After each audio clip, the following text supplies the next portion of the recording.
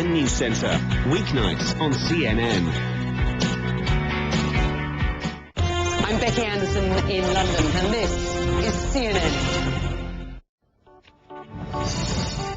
Happening right now, a day of massive but mostly peaceful protests across Egypt. Hundreds of thousands, perhaps even 1 million people are believed to have turned out. We'll take you live to the scene next on CNN Newsroom.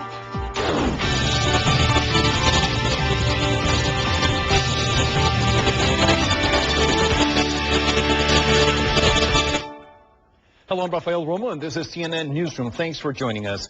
Packed into Tahrir Square, overflowing onto the bridges that cross the Nile, and from the presidential palace in Cairo, perhaps Egyptian President Mohamed Morsi can see the waves upon waves of protesters, all demanding that he resign.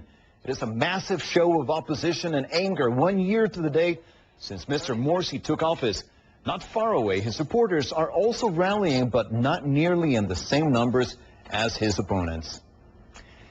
And here's a look at the locations of the major protests around Cairo. This is Tahrir Square in the center of the city, right on the Nile River, about 7 kilometers northeast. That's where the presidential palace is located, and there are thousands of anti-government protesters there as well. And south of there, that's the city square where Mr. Morsi's supporters are rallying in a counter-demonstration.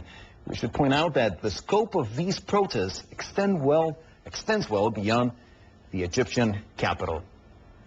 Reza Zaya is at the presidential palace in Cairo. He joins us live with the latest developments. Reza, a lot of people there, tens of thousands.